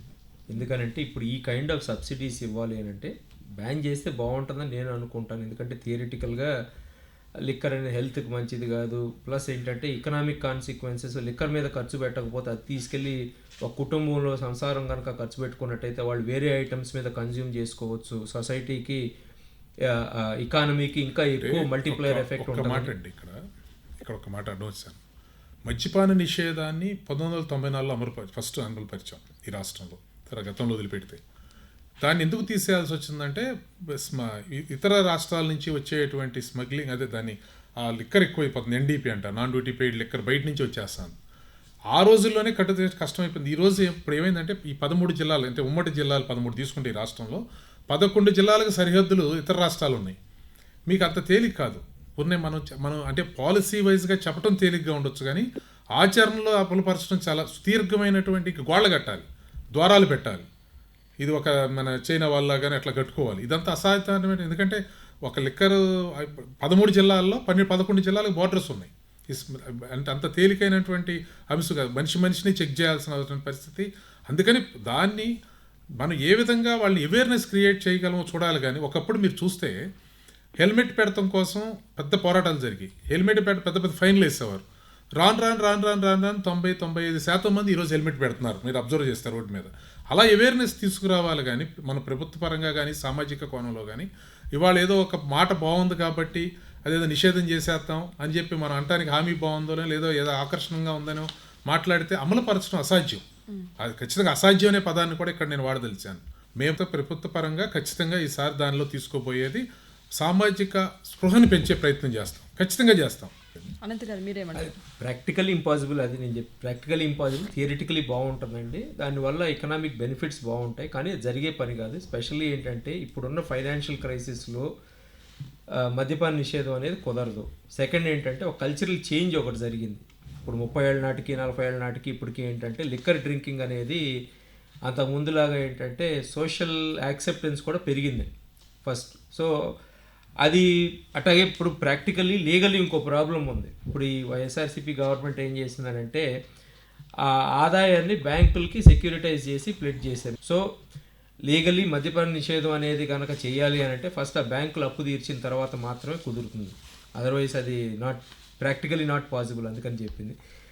తర్వాత మిగిలిన అంశాలు చూసుకున్నట్టయితే ఇప్పుడు లిక్కర్ దగ్గర వచ్చిన సమస్య ఏంటంటే లిక్కర్ సేల్స్ బాగా పెరిగినాయి. ఇందాక చెప్పినట్టు లిక్కర్ మీద ఆదాయం పెరిగింది, కానీ దాంట్లో లీకేజెస్ కూడా పెరిగినాయి. ఆ లీకేజెస్ కనుక తగ్గించినట్టయితే లేకపోతే అసలు లేకుండా చేసినట్టయితే కనుక ఆదాయం ఇంకా పెరుగుతుంది. దామోదర్ గారు, ఆంధ్రప్రదేశ్కు ప్రత్యేక హోదా అంశం కలగానే మిగిలిపోయింది. 2013లో అప్పటి ప్రధానమంత్రి మన్మోహన్ సింగ్ రాష్ట్రానికి ప్రత్యేక హోదా ఇస్తామని కూడా హామీ ఇచ్చారు. మరి ఇప్పుడైనా ప్రత్యేక హోదా సాధించడంలో చంద్రబాబు నాయుడు గారు కేంద్ర ప్రభుత్వాన్ని ప్రభావితం చేస్తారంటారా? ఖచ్చితంగా, ఎలాంటి సందేహం ఉండాల్సిన అవసరం లేదు. కేవలం నాయకుడి యొక్క దార్శనికతే కాకుండా అందుకు కావాల్సిన అనుకూల వాతావరణం మనకు ప్రత్యేక హోదా ద్వారా వస్తుంది. ఇంతకుముందు నేను మీకు మనవి చేసినట్లుగా కోస్టల్ క్యారిడార్ ని అభివృద్ధి చేయడానికి, ఇతరత్ర చేయడానికి కూడా ఇది చాలా అవసరం అమ్మా. ఓకే, రామకృష్ణ గారు, ప్రత్యేక హోదా అంశం గురించి మీరేమంటారు? ప్రత్యేక హోదాకు సంబంధించి ఆనాడు కూడా ఒకటే చెప్పాం. వారు చెప్పినటువంటి మీది హోదా అనేటువంటి పదాన్ని ఇవ్వలేం, కానీ అన్ని ప్రయోజనాలు ఇస్తామని చెప్పారు. కానీ ఆ ప్రయోజనాలకు సంబంధించినటువంటి అంశాల పట్ల వచ్చినటువంటి చిన్న అక్కడ ఉన్నటువంటి చిన్న అంశాలు, భిన్నాభిప్రాయాలు, భేదాభిప్రాయాలు, సరే జరిగినటువంటి పరిణామాలు తర్వాత వచ్చేసాం. దాన్ని ప్రత్యేక హోదాని తీసుకొస్తామని చెప్పి హామీ ఇచ్చి ప్రభుత్వం, వైఎస్ఆర్ ప్రభుత్వం ఏర్పడింది. 5 సంవత్సరాలు అసలు ఏదీ మాట్లాడాల. హోదా అనే పదమేమో రాష్ట్రానికి సంబంధించిన ఒక సెంటిమెంట్ లాగా ఫీల్ అవుతున్నారు. ఇక్కడ రాష్ట్ర యొక్క పరిపాలనలో ప్రయోజనాలు ముఖ్యం. ఈ రెండింటినీ మన ప్రజలకు వివరించి చెప్పగలగాలి. మేము పదం అనేది లేకపోయినా పర్వాలేదు, ప్రయోజనాలు వస్తే చాలు అనుకున్నాం. ప్రత్యేక హోదా కొన్ని దాని నీతి ఆయోగ్ సమ్ XYZ ఆ రీజన్స్తో ఇవ్వలేకపోతున్నాం అన్న దానికి యాక్సెప్ట్ చేసాం. ఆ రోజు చేసినాడు ఉన్నాం, దాన్ని అంగీకరించుతున్నాం. కానీ ప్రయోజనాల దగ్గర రాజీ పడలా. ఈరోజు అదే చెప్తున్నాం. పదం ఏమిటి అనేది అది పాలనాపరమైనటువంటిది లేదా టెక్నికాలిటీ ఏముందో నాకు తెలియదు, కానీ ప్రయోజనాల దగ్గర మాత్రం 100% రాజీ పడం. ఆ రోజు పడలేదు, ఈ రోజు పడం. అది అంటే ప్రత్యేక హోదా అనేటువంటి పదాన్ని ఇవ్వగలుగుతారా లేదా అనేది నాకు తెలియదు. ఒక అధికార ప్రతినిధిగా కూడా నేను మాట్లాడలేను. కానీ ప్రయోజనాల దగ్గర మాత్రం, అంటే ఆ పదం వల్ల వచ్చేటువంటి ఏ ప్రయోజనం అయితే ఉంటుందో దాన్ని ఈ రాష్ట్రానికి చివరి రూపాయి తీసుకురావడం వరకు కూడా, అన్నీ తీసుకురావడం వరకు కూడా ఖచ్చితంగా పనిచేస్తాం. ఆ రోజు ఇదే చెప్పాం, ఈ రోజు అదే చెప్తున్నాం. పదం రాకపోయినా ప్రయోజనాలు తీసుకొస్తాం, పదం కోసం కూడా ప్రయత్నిస్తాం. పదంతో పాటు ప్రయోజనాలు ఉండాలి. అనంత్ గారు మీరేమంటారు? సమస్య ఏమైపోయిందంటే అండి, ప్రత్యేక హోదా అనేది ఇమోషనల్ ఇష్యూ అయిపోయింది. సో నా వ్యక్తిగత అభిప్రాయం అయితే ఇందాక వక్తలు చెప్పినట్టు బెనిఫిట్స్ ఇచ్చి పదం లేకపోయినా నాకు పర్వాలా. ప్రాక్టికల్గా నేను అనుకోవటం ప్రత్యేక హోదా అనేది నాకు తెలిసినంత వరకు అయితే ఎక్సెప్షనల్ సర్కమ్స్టాన్సెస్లో తప్ప సెంట్రల్ గవర్నమెంట్ ఎవరికి ఇవ్వరు అనేది నేను అనుకుంటున్నాను. అయితే బాగుంటుంది, but at the same time దాని బదులు ఇంకా బెటర్ బెనిఫిట్ ఏమి ఇస్తారనేది చూసుకోవటం బెటర్. ఎందుకంటే అది ఇమోషనల్, ఇప్పుడు ప్రతి స్టేట్ అదే అడిగింది అనుకోండి. ఇప్పుడు అక్కడ సెంట్రల్లో ఉన్న వాళ్ళకి ప్రాబ్లం ఏమవుతుందనంటే ఒక స్టేట్కి ఇస్తే తక్కిన స్టేట్స్ ఏంటి, ఆంధ్రప్రదేశ్ కన్నా ఎక్కువ బ్యాక్వర్డ్గా మేము ఉన్నామని చాలా స్టేట్స్ లైన్లో వస్తారు. సో అదే ఒక సమస్య అయిపోతుందని నేను అనుకుంటున్నాను. ఓకే, రామకృష్ణ గారు, 2019 ఏప్రిల్ నాటికి పోలవరం మొత్తం పనుల్లో 69% పూర్తయినట్లు అప్పుడు ముఖ్యమంత్రి చంద్రబాబు నాయుడు ప్రకటించారు. అయితే తర్వాత కరోనా వల్లే కానీ, లేదంటే కేంద్ర రాష్ట్ర ప్రభుత్వాల సమన్వయ లోపం వల్లే కానీ, లేదంటే 2021 నాటికి ప్రాజెక్టును పూర్తి చేస్తామన్న వైఎస్ జగన్మోహన్ రెడ్డి హామీ అలానే మిగిలిపోయింది. పోలవరం ప్రాజెక్టు త్వరితగతిన పూర్తి చేస్తామని కూటమి మేనిఫెస్టోలో కూడా ప్రకటించింది. మరి ప్రాజెక్టు పూర్తి చేసే దిశగా నూతన ప్రభుత్వం ఎంతవరకు చర్యలు తీసుకోగలదంటారు? ఖచ్చితంగా అండి. అసలు మా ప్రయారిటీస్ ఈ రాష్ట్రం పట్ల ఏమి మారలా, బాధ్యత పెరిగింది ఇంకంతే. మాకు ఈ రాష్ట్రం పట్ల మాకు మొదటి 2014లో వచ్చినప్పుడు మాకు ప్రజలు ఏ విధంగా అధికారం అప్పచెప్పినప్పుడు ఏమేమి అవసరాలు ఉన్నాయో ఆ అవసరాలన్నీ మళ్ళీ తీర్చాల్సిన అవసరం ఉంది. ఏమీ 5 సంవత్సరాల్లో ఏ మార్పు రాలి, తర్వాత వచ్చిన 19 నుంచి 24 మధ్యలో ఏ మార్పు రాలా. ఇంకా ఏమైనా ఇబ్బందులు ఏమైనా వచ్చినాయంటే వ్యవస్థలన్నీ నిర్వీర్యమని ముందు ఆ వ్యవస్థలను గాడిలో పెట్టాల్సిన అవసరం వచ్చింది. మాకు ప్రజలు గతంలో ఉన్నటువంటి దాటితో పాటుగా అదనపు బాధ్యతలతో పాటుగా అదనపు సమస్యలను కూడా పరిష్కరించాల్సిన అవసరం వచ్చింది. ప్రతిదాన్ని పూర్తి చేస్తాం. మా ప్రయారిటీస్ 14లో మేము అధికారంలోకి వచ్చినప్పుడు ఏం ప్రయారిటీస్ ఈ రాష్ట్రం పట్ల ఉన్నాయో, ఏం బాధ్యతలు ఉన్నాయో ఆ బాధ్యతలే మరలా తిరిగి పునరావృతం అవుతూ ఉంది. దాంతోపాటు కొన్ని సమస్యలు పరిష్కరించాలి అంతే. అనంత్ గారు మీరేమంటారు పోలవరం అంశం గురించి? అది కంపల్సరీ అండి. అది లేకపోతే ఇప్పుడు వాటర్ క్రైసిస్ అనేది చాలా విపరీతంగా ఉంటుంది. ఇప్పుడు ఈ సంవత్సరం మనం చూసాం, ఏ ప్రాజెక్టులో కూడా అది కంప్లీట్ అవ్వకపోవటం అనేది ఇదే కదండి. హంద్రీ నివా లాంటివి కూడా అన్నీ కంప్లీట్ చేయాల్సిన పరిస్థితి ఉంది. అది కంప్లీట్ చేస్తేనే మనకి ఈ కరువు అనే వాటికి నీటి కరువు లేకపోతే ఈ అగ్రికల్చర్ రిలేటెడ్ ఇవన్నీ కూడా మనకు ఒక గాడిలో పడే అవకాశం ఉంది. ఎందుకంటే మనం గమనించినట్టయితే హైదరాబాద్లోనో లేకపోతే బెంగళూరులోనో చెన్నైలోనో లాగా మనకి మ్యానుఫ్యాక్చరింగ్ అనేది చాలా తక్కువ ఉందండి. సో ఆ మ్యానుఫ్యాక్చరింగ్ ఇండస్ట్రీ కనుక మ్యానుఫ్యాక్చరింగ్ సెక్టర్ కనుక అభివృద్ధి చేయాలంటే అది చాలా సమయం పడుతుంది. సో అది ప్యారలల్గా మనకి కాన్కరెంట్గా జరుగుతూ ఉన్నా మనది ఎక్కువ అగ్రికల్చర్ అండ్ ట్రేడ్ మీద ఆధారపడి ఉంటుంది కాబట్టి అగ్రికల్చర్ అనేది చాలా ఇంపార్టెంట్ కాబట్టి ఈ ప్రాజెక్ట్స్ ఇరిగేషన్ ప్రాజెక్ట్స్ అన్నీ కంప్లీట్ చేసుకుంటా minor irrigation projects check dams అటువంటి వాటి మీద ఫోకస్ పెట్టుకుంటా వెళ్తే మనకి వాటర్ క్రైసిస్ ఉండదు. ఎందుకంటే మనం ఇంకోటి కూడా గమనించాల్సింది ఏంటంటే మనకి వర్షం అనేది ఎటా పడుతుంది ఏంటి అనేది మారిపోయిందండి. ఇదివరకట్లాగా మనకి ఎన్నో నెలల తరబడి పడినప్పుడు ఏంటంటే విపరీతంగా పడుతుంది, అతివృష్టి అనావృష్టి లాగా వచ్చింది. సో వర్షం విపరీతంగా పడినప్పుడు అది వాటర్ అనేది ఎక్కడ స్టోర్ చేసుకుంటాం అనేది ప్రధానమైన సమస్య అయిపోతుంది మనకని. అంటే ఆంధ్రప్రదేశ్ ఒకటే కాదు, ఆల్ ఓవర్ ఇండియా అట్టా ఉంది. అంతకుముందు ఇంకుడు గుంటలని ఇవన్నీ చేశారు. దాంతోపాటు ఇప్పుడు చెక్ డ్యామ్స్ అనేది ప్రయారిటీ బేసిస్ మీద పెట్టుకుంటే మనకి ఆంధ్రప్రదేశ్లో ఫ్యూచర్లో వాటర్ ప్రాబ్లం అనేది మేజర్ ఇష్యూ కింద ఉండకుండా ఉంటుంది. క్లైమేట్ క్రైసిస్ అనేది అందరికీ వస్తుంది. ఇది మనకి పర్టికులర్గా మనం ఉన్న ఈ జోన్లో యారిడ్ కండిషన్స్ ఉన్నాయి, ఎక్స్ట్రీమ్ క్లైమేట్ ఈవెంట్స్ ఉంటాయి కాబట్టి ఇటువంటివి పెట్టుకుంటే మనకు బాగుంటుంది. దామోదర్ గారు, అమ్మ ఆంధ్రప్రదేశ్ అన్నపూర్ణ అన్న పేరు రావడానికి ప్రధాన కారణం మనం ఫుడ్ సెక్యూరిటీలో చాలా పంజాబ్తో సమానంగా కాంట్రిబ్యూట్ చేస్తున్నాం. ఇప్పుడున్న క్లైమేట్ చేంజ్ కారణంగా కంటిన్యూ అవడానికి పోలవరం ప్రాజెక్ట్ చాలా అవసరం. ఇది జాతీయ హోదా గల ప్రాజెక్ట్. జాతీయ హోదా గల ప్రాజెక్ట్ అంటే కేంద్ర ప్రభుత్వం పూర్తిగా వాళ్ళ నిధులతో నిర్మించి రాష్ట్రానికి ఇవ్వాలి. ఖచ్చితంగా అది జరుగుతుంది, జరగాలి. దామోదర్ గారు, మరో విషయం, రాష్ట్రంలో శాంతి భద్రతల పరిరక్షణ మరో కీలకమైన అంశం కదా, మరి ఆ దిశగా ఎలాంటి చర్యలు చేపట్టే అవకాశాలు ఉన్నాయంటారు? కరెక్ట్ గా కూర్చున్నాం. It shall go as per law అంటే యాజ్ పర్ లా నడుస్తుందంతే. దానికి పెద్ద అక్కర్ లేదు. కావాల్సిందంతా కూడా విల్ పవర్, దృఢ సంకల్పం, పాలకుల చేతిలో దృఢ సంకల్పం.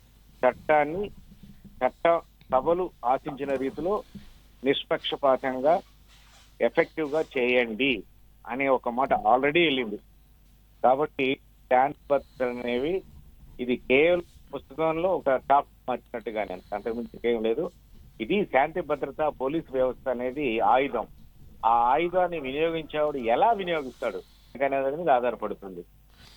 రామకృష్ణ గారు, కడప స్టీల్ ప్లాంట్ ఏర్పాటుపై టీడీపీ ప్రభుత్వం ముందుకు వెళ్తుందంటారా?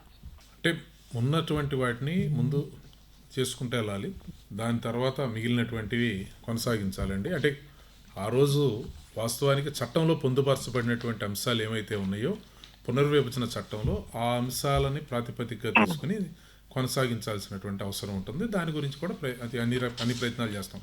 పునర్విభజన చట్టంలో పొందుపరచబడినటువంటి అంశాలని సాధించే దానికోసం ప్రయత్నం చేస్తాం అండి. అది యాక్చువల్గా అది పునర్విభజన చట్టంలో అంశం. అది రామకృష్ణ గారు, అలాగే రాష్ట్రంలో గాలేరు నగరి కానివ్వండి, అలాగే హంద్రీ నీవా, ఉత్తరాంధ్ర సుజల స్రవంతి, తోటపల్లి రిజర్వాయర్, వంశధార నాగావళి నదుల అనుసంధానం వంటివి చేపడతామని, రాయలసీమ ఉత్తరాంధ్ర పెండింగ్ ప్రాజెక్టులు పూర్తి చేస్తామని కూడా హామీ ఇచ్చింది. మరి ఇవన్నీ సాకారమయ్యే అవకాశాలు ఏమైనా ఉన్నాయంటారా? ఖచ్చితంగా చేస్తామండి. అవి చేయాలి కూడా, చేయాల్సినటువంటి బాధ్యత ఉంది, చేస్తాం. అది ఇప్పటికే చేసి ఉన్నాం. అందుకే చెప్పింది, మేము ఒక టైం బౌండ్ పెట్టుకుని చేసుకుంటూ ఉంటాం. అంతేగాని ఏదో మనం చేస్తామని చెప్పి ఏదో హామీలు ఇవ్వటం అదేదో కాదు. ఎందుకంటే రాష్ట్రం పట్ల చిత్తశుద్ధిగా పనిచేసి, ఇందాక మళ్ళీ చెప్పేది ఏంటంటే అధికారం కోసం చేయటం అయితే ఏదో చేస్తాంలేండి చూస్తాంలేండి అని ఎగతాళిగా మాట్లాడటం లేదా, అది కాదు. ఓ మాట మీకు చెప్పామంటే అది దాన్ని ఖచ్చితంగా చేయాల్సినటువంటి అవసరం ఉంటుందండి. అందుకని ఎటువంటి పరిస్థితుల్లోనే చేస్తామండి, చేసి దాన్ని ఇప్పుడు ఎందుకంటే పులిచెంతల దగ్గర నుంచి మొదలుపెట్టిన తెలుగుదేశం పార్టీ నీటి వనరులను సద్వినియోగం చేసుకునే ప్రయత్నంలో చేసాం. పట్టిసీమను తీసుకొచ్చి ఇక్కడ కలిపి అక్కడ ఉన్నటువంటి శ్రీశైలం దగ్గర ఉన్నటువంటి వాటర్ను అటు తీసుకెళ్లే ప్రయత్నం చేసాం రాయలసీమకి. అట్లా చేస్తాం, ఉన్నటువంటి వనరులు ఉపయోగిస్తాం. అనంత్ గారు, ఈ ప్రాజెక్టులు పూర్తి చేసే అంశంపై మీ అభిప్రాయం తెలియజేయండి. అది చేయాల్సిన అవసరం ఉందండి. ఇప్పుడు హంద్రీ నివా లాంటివి చూసుకున్నట్టయితే చాలా వరకు అయిపోయింది కూడా. ఇప్పుడు so related works, ancillary works లాంటివి అన్నీ చేస్తూ ఉంటారు. కానీ సో నేను అనుకోవటం అయితే మాత్రం వాటి మీద ఫోకస్ పెట్టాల్సిన అవసరం ఉంటుంది. ఒకటి ఏంటంటే మనం గమనించాల్సింది ఈ ఫైనాన్షియల్ క్రైసిస్ లేకపోతే ఫైనాన్షియల్ కన్స్ట్రెయింట్స్ మూలన, లేకపోతే ఆర్థిక పరంగా మనకి స్టేట్కి ఇబ్బందులు ఉన్నాయి కాబట్టి ఇవన్నీ ముందుకెళ్ళవేమో అనుకోవడానికి లేదు. ఎందుకంటే వీటికి గత ఒక 2 సంవత్సరాల నుంచి సెంట్రల్ గవర్నమెంట్ ఏం చేసిందంటే క్యాపిటల్ ఎక్స్పెండిచర్ సంబంధించి కొన్ని ఫోకస్ ఏరియాస్ పెట్టి వాటిల్లో అడిషనల్ బారోయింగ్ కింద అలౌ చేసింది. సో మనకు ఆ అంశాలకి ఇప్పుడు ఫర్ ఎగ్జాంపుల్ లాస్ట్ ఇయర్ కనుక చూసుకున్నట్టయితే పవర్ సెక్టర్ రిఫార్మ్స్ కొంత ఇచ్చింది. అటువంటి వాటిల్లో పెట్టుకొని రిక్వెస్ట్ చేసుకుంటే ఉపయోగపడుతుందండి. రామకృష్ణ గారు, ఈ ఎన్నికల్లో ప్రభుత్వ ఉద్యోగులు, మధ్యతరగతి వారు కొంతమేరకు ప్రభావితం చేశారని విశ్లేషకులు అంటున్నారు. మరి ప్రభుత్వ ఉద్యోగులకు, అంగన్వాడీ వర్కర్స్కు ఏ విధంగా ఈ ప్రభుత్వం అండగా నిలుస్తుందంటారు? అన్ని వర్గాలు అండి, ఒకటని కాదు. అందరి యొక్క ప్రయోజనాలు, అందరి యొక్క ఆకాంక్షలు నెరవేర్చడం కోసం పనిచేస్తాం. ఉన్నటువంటి వనరుల్ని క్రమశిక్షణాయుతంగా, బాధ్యతాయుతంగా వినియోగించడం ద్వారా ఎక్కువ మందికి ఎక్కువ సహకారం అందే విధంగా చూడటం అనేది మాకున్నటువంటిది.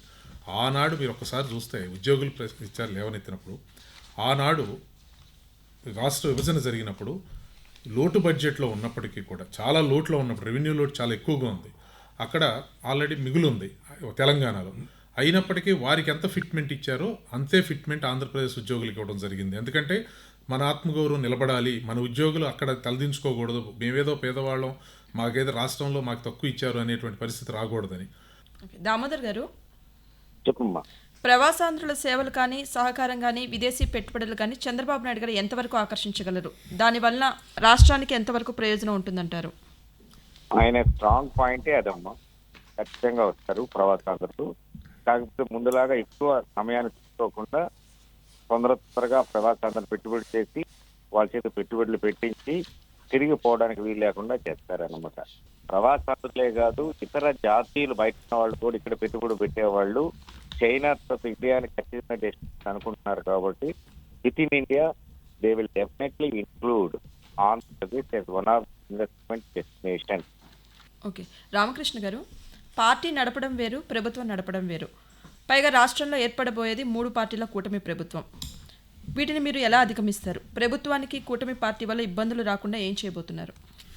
అసలు తెలుగుదేశం పార్టీ ఏర్పడిన దగ్గర నుంచి మీరు చూస్తే మేము ఎలియన్స్లోనే పోటీ చేసాం. ప్రభుత్వంలో ఎలియన్స్ కొంతమంది కూటమికి సంబంధించిన వారు ఉన్నారా లేదా పక్కన పెడితే, ఒక్కసారి 2019లో మేము ఒక్కసారి ఎక్కడ మేము ఏ విధమైనటువంటి మిత్రపక్షాలు లేకుండా పోటీ చేసింది 2019 ఒకటే. మిగతా అన్నిసార్లు కూడా ఏదో ఒక రాజకీయ పార్టీలతో, అంటే మిత్రపక్షాలతో అంటే కానీ మాకు అనుభవం ఉంది. అందుకని మేము అందరితో కూడా మంచిగానే ఉండేటువంటి అనుభవం ఉన్నటువంటిది. ప్రభుత్వాన్ని నడపడంలో ఈ దేశంలోనే అత్యంత ప్రతిభావంతంగా ప్రభుత్వాన్ని నడపగల శక్తి ఉన్నటువంటి నాయకుల్లో చంద్రబాబు గారు ఒకరు, అనుభవశాలి. కాబట్టి అది పెద్ద ఇంపార్టెంట్ కాదు. ఎలియన్స్ గవర్నమెంట్స్ని అసలు తెలుగుదేశం పార్టీ వచ్చిన తర్వాతే ఈ దేశంలో ఏర్పడినాయి. కూటములు ఏర్పాటు చేసిందే తెలుగుదేశం పార్టీ. ఆ రోజు అన్న ఎన్టీ రామారావు గారు కానివ్వండి, తర్వాత చంద్రబాబు నాయుడు గారు కానివ్వండి. కాబట్టి అన్ని పక్షాలని ఒక తాటి మీదకి తీసుకొచ్చి కూటములు ఏర్పాటు చేసి సఫలీకృతం చేస్తాం. అప్పుడు దాకా సఫలీకృతం అవలా. కాబట్టి మా మీద ఉన్నటువంటి నమ్మకం, అంటే కూటములు వీళ్ళ ద్వారా ఏర్పాటు అయితే గనక ఒక నమ్మకం అని చెప్పి ప్రజలు ఓటేసే విధంగా ప్రజాస్వామ్యంలో తీసుకురాగలిగాం. కాబట్టి అందుకని వీటన్నిటిలో మాకు అనుభవం ఉంది కాబట్టి మాకు ఏ విధమైనటువంటి ఇబ్బంది లేదండి. ఈ అంశం గురించి మీరేమంటారు అనంత్ గారు? అది పెద్ద ఇబ్బంది ఉండదండి. అంటే బేసిక్లీ ప్రాబ్లం ఎప్పుడు వస్తుందంటే, ఒకవేళ కనుక నెక్స్ట్ అంటే 2-3 ఇయర్స్ అయితే ఆ ప్రాబ్లం ఉండదు. లాస్ట్ 6 months ఏమన్నా మళ్ళీ పొలిటికల్ ఎలిమెంట్స్ మారుతాయని అనుకుంటే ఉంటుంది, కానీ లేకపోతే మాత్రం అది మేజర్ ఇష్యూ కింద ఉండదని అనుకుంటున్నానండి. దామోదర్ గారు, దీని గురించి మీరేమంటారు? మనం జాతీయ స్థాయిలో చూస్తే కాంగ్రెస్ పార్టీ యొక్క ఏకస్వామ్యం తగ్గిపోయినాక కేంద్రంలో కానీ వివిధ రాష్ట్రాల్లో కానీ సంకీర్ణ ప్రభుత్వాలు, కోalition గవర్నమెంట్స్ ఇస్ ఆర్డర్. ఇది కేవలం సమన్వయమే. ఆ సమన్వయం చేయడంలో ఇంతకుముందు మిత్రులు చెప్పినట్లుగా ఎన్టీ రామారావు గారు అప్పుడు యునైటెడ్ ఫ్రంట్ అయితేనేమి, ఇప్పుడు చంద్రబాబు నాయుడు గారు కానీ ఆరితేరినటువంటి వాళ్ళు. ఇది కేవలం కూటమి అంటే ఆ పదం వేరే రకమైన, ఇది సమన్వయం చేయడమే. సమన్వయం ఎందుకు చేస్తారు? ప్రజా ప్రయోజనాలను పరిరక్షించడానికి 9 సమన్వయం చేయడమే. కాబట్టి ఈ అలియన్స్ రాజకీయాలు, ఈ సంకీర్ణ ప్రభుత్వాల వల్ల ఎలాంటి ఇబ్బంది ఉండదు. ఓకే దామోదర్ గారు, రాష్ట్రంలో ఎన్డీఏ కూటమి ముందున్న సవాళ్లు, అలాగే వారి భవిష్యత్ కార్యాచరణ ఏ విధంగా ఉండబోతోంది అనే అంశాలపై ఇప్పటివరకు జరిగిన చర్చా కార్యక్రమంలో మనతో పాటు గొట్టిపాటి రామకృష్ణ ప్రసాద్ గారు, అలాగే డాక్టర్ ఎస్ అనంత్ గారు, విశ్రాంత ఐపీఎస్ అధికారి ఈ దామోదర్ గారు మన కార్యక్రమంలో పాల్గొన్నారు. వీరందరికీ ధన్యవాదాలు తెలియజేసుకుంటున్నాం. నమస్కారం అండి. ఎన్డీఏ కూటమి ప్రభుత్వ కార్యాచరణపై చర్చా కార్యక్రమం ఇప్పటివరకు విన్నారు. కార్యక్రమ ముఖ్య అతిథులు టీడీపీ అధికార ప్రతినిధి గొట్టిపాటి రామకృష్ణ ప్రసాద్ గారు, అడ్వకేట్ డాక్టర్ ఎస్ అనంత్ గారు, విశ్రాంత ఐపీఎస్ అధికారి ఈ దామోదర్ గారు. అనుసంధానకర్త కనపర్తి రాణి. సమర్పణ ప్రాంతీయ వార్తా విభాగం, ఆకాశవాణి విజయవాడ కేంద్రం.